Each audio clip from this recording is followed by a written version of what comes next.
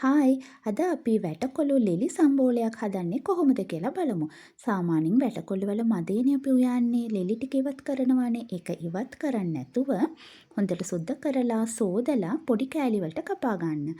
රතු ලූණු 6ක්, සුදු ලූණු 3ක්, කරපිංචා, සියඹලා පොඩි ගුලියක්, වියලි මිරිස්, උඳු ඇට මේස හැන්දක්, පොල් මේස හැඳි 2ක්, දෙහියුෂ ටිකක් මේකට අවශ්‍ය වෙනවා. ඊට පස්සේ අපි තාච්චිය ලිපේ තියලා තල තෙල් ටිකක් දාලා රතු ලූණු සුදු ලූණු කරපිංචා ටික දාලා අපි තෙම්පරාදු කරනවා.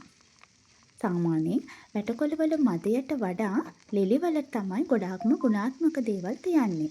ඒකෙන් හයි ෆයිබර් තියෙනවා, ඇන්ටිඔක්සිඩන්ට්ස් වැඩිපුරම තියෙනවා, ආය විටමින් A තියෙනවා. ඒ නිසා මෙම කෑම සාමාන්‍යයෙන් සතියට වරක්වත් එකතු කරගත්තොත් ඇඟට අවශ්‍ය ඉතාමත්ම ගුණාත්මක දේවල් අපිට ලැබෙනවා. ඊට පස්සේ අපි ඒකට සියඹලා ගොලිය දානවා. වියලි මිරිස් ටික දානවා. ඒකත් එක්කම අපි උඳු ඇට ටිකක් දානවා. මම උඳු ඇට සෝදලා තියෙන්නේ. ඒකත් දාලා හොඳටම අර තියෙන තෙලෙම තෙම්පරාදු කරනවා. මේක කරනකොට අපි ලිප වැඩි කරගන්නේ නැහැ. සාමාන්‍යයෙන් ලෝ ෆ්ලේම් එකේ තියලා තමයි මේක තෙම්පරාදු කරන්නේ. මෙතනදී අපි රතු ලූණු කරපිංචාවල පාට වෙනස් වෙන්නේ නැති විදිහට අපි මේක තෙම්පරාදු කරගන්න ඕනේ. සාමාන්‍යයෙන් උඳු ඇට ටිකක් තෙම්පරාදු වුණාට පස්සේ අපි කපාගත්ත වැටකොළු ලෙලි ටික දානවා.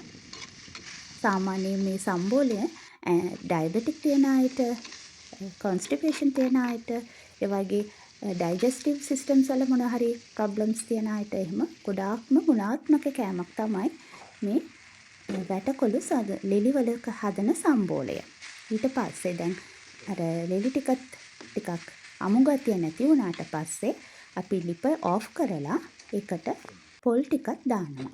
පොල් ටික දාලා හොඳටම නිවෙන්න තියනවා. ඊට පස්සේ ඒකට අවශ්‍ය ලුණු ටිකක් දාලා ඒකත් අපි මික්ස් කරලා හොඳටම නිවෙන්න තියනවා. නිවුණාට පස්සේ ඒක මික්සි ජායකට දාලා අවශ්‍ය ප්‍රමාණයට වතුර චුට්ටක් දාලා හොඳට බ්ලෙන්ඩ් කරගන්නවා.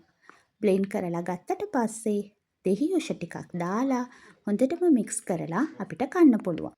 ඒ වගේම රොටිත් එක්ක බත් එක්ක කන්න පුළුවන් හෙල්දිම කෑමක් තමයි මේ සම්බෝලය.